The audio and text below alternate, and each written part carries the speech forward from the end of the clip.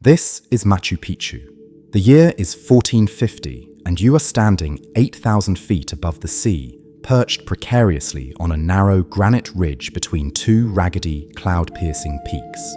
To your left and your right, the world simply drops away into a 2,000-foot abyss of dense green jungle and the roaring whitewater rapids of the Urubamba River far below.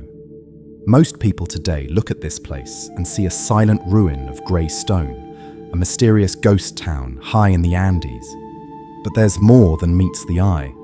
I used modern AI tools to reconstruct the estate of the sun at its absolute summit, stripping away the centuries of jungle growth and decay to show you the city as it actually was.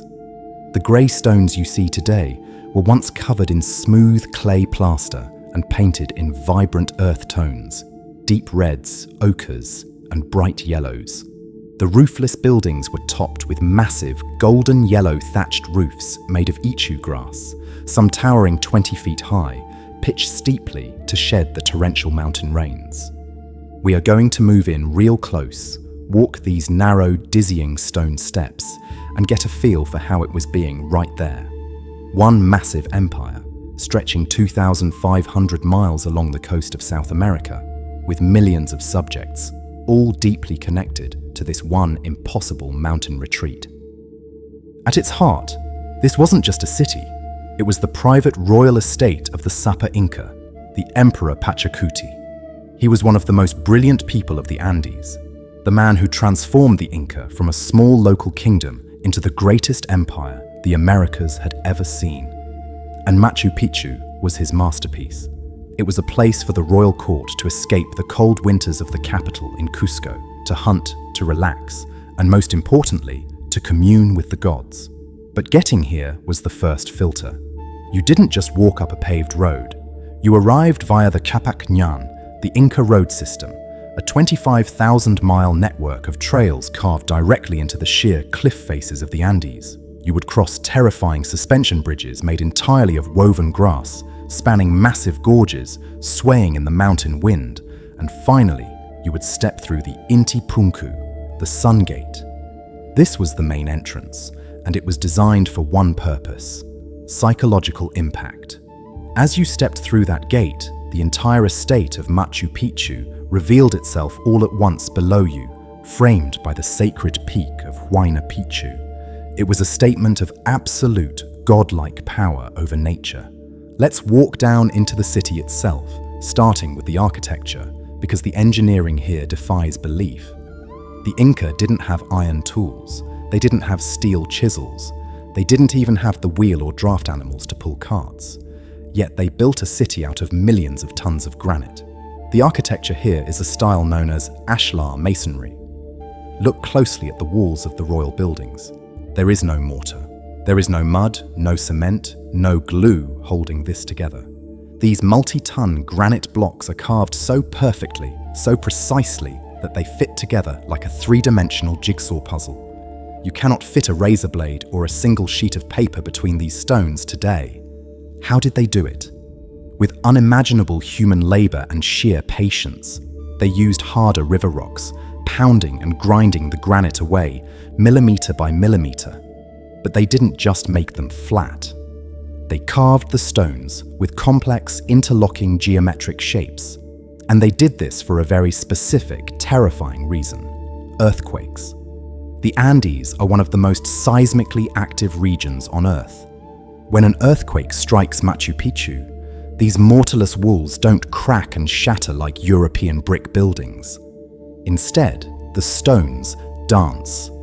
Because they aren't glued together, they vibrate, bounce slightly in place, and when the shaking stops, they settle right back into their perfect interlocking grooves. This city has been sitting on a fault line for over 500 years, enduring massive quakes that have flattened modern cities nearby, and it hasn't moved an inch. Just above the royal palace sits the most sacred spot in the entire estate, the Temple of the Sun. Unlike the rectangular buildings that dominate the rest of the city, this temple is a sweeping, semicircular tower built directly, seamlessly onto a massive natural granite boulder. Inside this curved wall, there is a single trapezoidal window facing east. The Inca weren't just farmers and warriors. They were master astronomers. Their entire civilization depended on knowing exactly when to plant and when to harvest. On the exact morning of the winter solstice, the shortest day of the year, the first ray of the rising sun shoots perfectly through that single window and strikes a carved ritual stone in the center of the room with laser-like precision. It was a cosmic clock, a calendar carved out of a mountain. To the Inca, the sun was their ultimate ancestor, the god Inti, and this temple was where the emperor, the living son of the sun, would come to drink chicha, a sacred fermented corn beer, and offer it to his divine father. But perhaps the most mysterious and spiritually charged object in the city is located at the highest point of the urban sector. It is called the Intihuatana stone, which translates directly to the hitching post of the sun.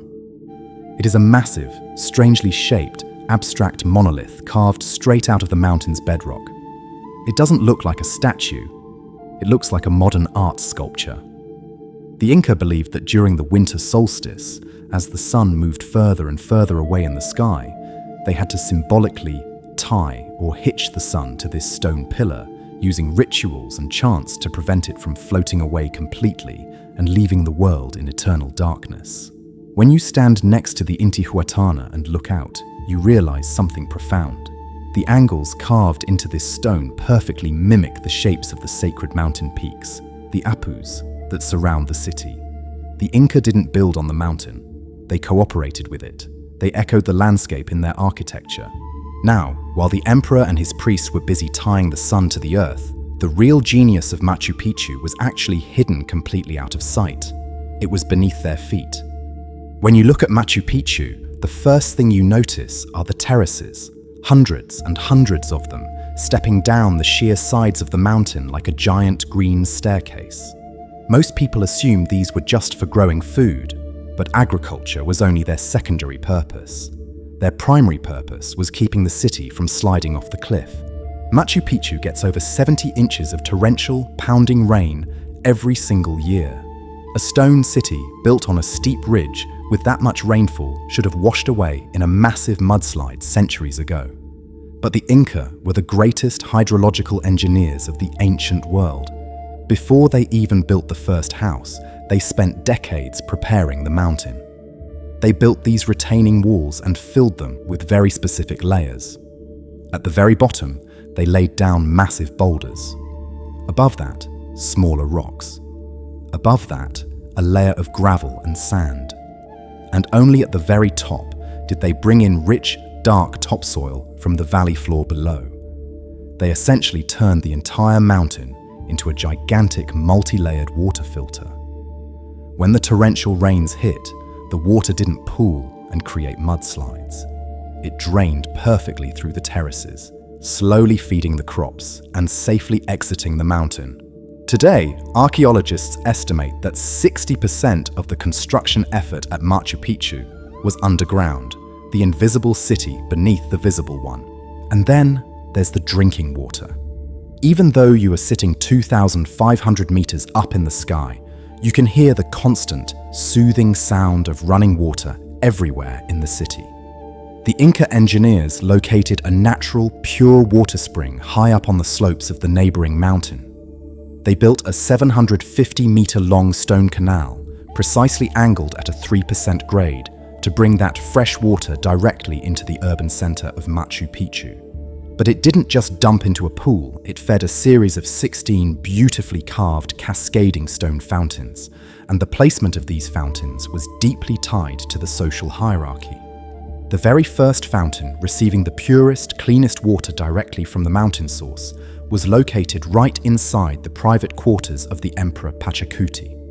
Once the royal family had bathed and drank, the water flowed down to the next fountains for the priests, the nobles, and finally, the working class at the bottom. This wasn't just plumbing, it was a daily display of divine authority. To control the water on top of a mountain was to prove to your people that you were, in fact, a god. So, who were the people doing all this work? The Sapper Inca didn't build this himself. The empire was powered by an entirely different economic system than anything in Europe or Asia. Picture this. You're a regular Inca citizen, a stonemason, or a terrace farmer from a conquered province. You don't get paid in gold or silver. In fact, there is no money here at all. There are no markets in Machu Picchu.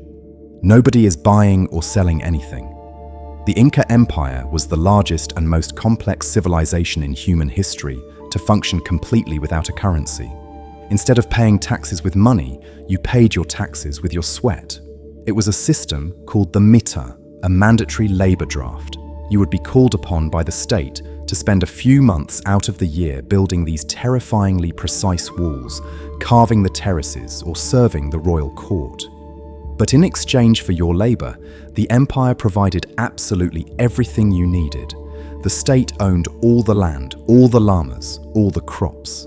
They built massive storehouses called kulkas all over the empire, packed to the roof with freeze-dried potatoes, dried meat, and textiles. If your village had a drought, the emperor opened the storehouses and fed you. If you were too old or sick to work, the state took care of you.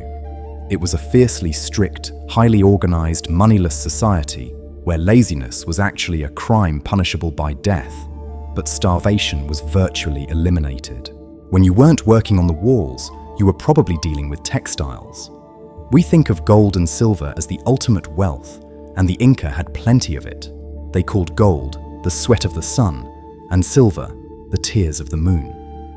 But to the Inca, the most valuable commodity on earth, more precious than gold, was kumbi, incredibly fine, tightly woven cloth made from the wool of the vicuña, a wild cousin of the llama. The emperor's tunics were woven so finely they felt like silk, covered in complex geometric patterns called tokapu, which acted almost like a barcode identifying his rank and power.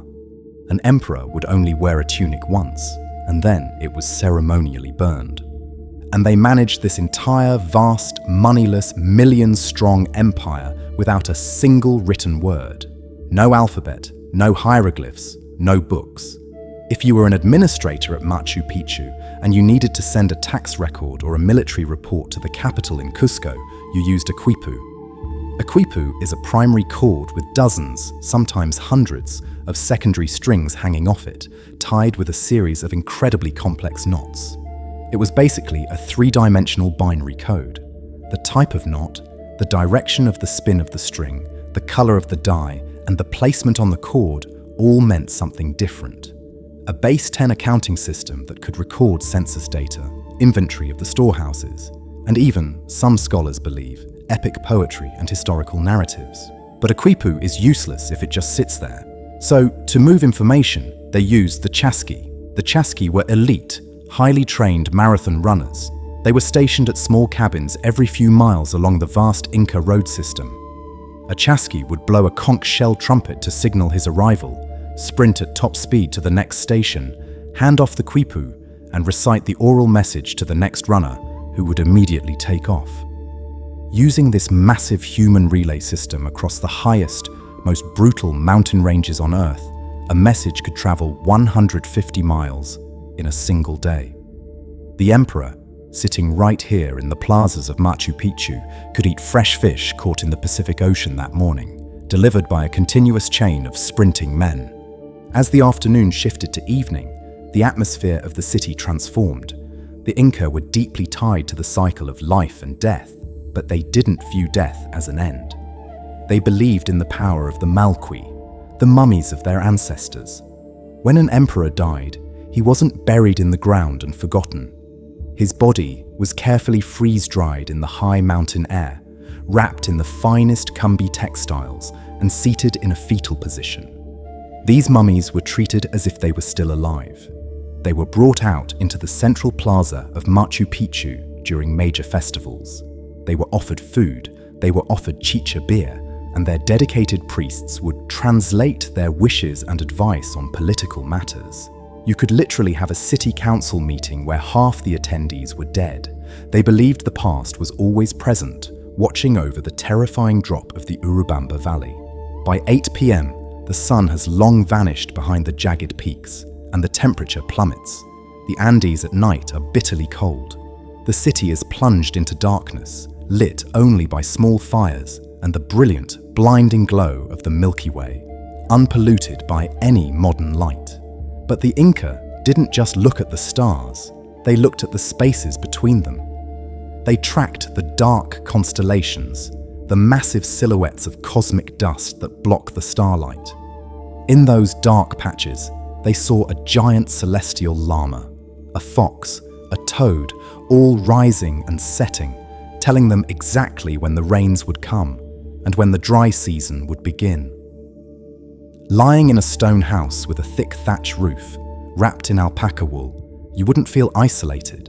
You would feel like you were sitting directly in the center of the cosmos, perfectly balanced between the underworld, the earth, and the heavens. Machu Picchu was a masterpiece, but it was a fleeting one. It was only occupied for about 80 years.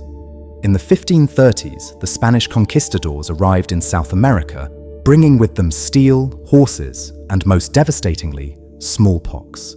The empire was torn apart by a brutal civil war and disease before the Spanish even reached the capital. But the Spanish never found Machu Picchu. It was too high, too hidden, too remote. So, unlike Cusco, where the Spanish smashed the Inca temples and built colonial churches right on top of their foundations, Machu Picchu was simply abandoned.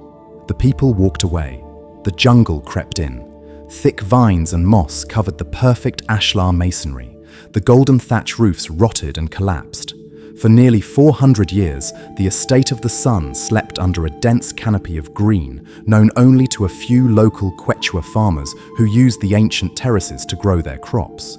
It wasn't until 1911 that an American explorer named Hiram Bingham was led up the mountain by a local boy and introduced this frozen time capsule to the rest of the world.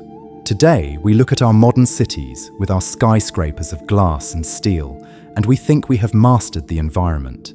We rely on global supply chains, massive power grids, and digital currencies.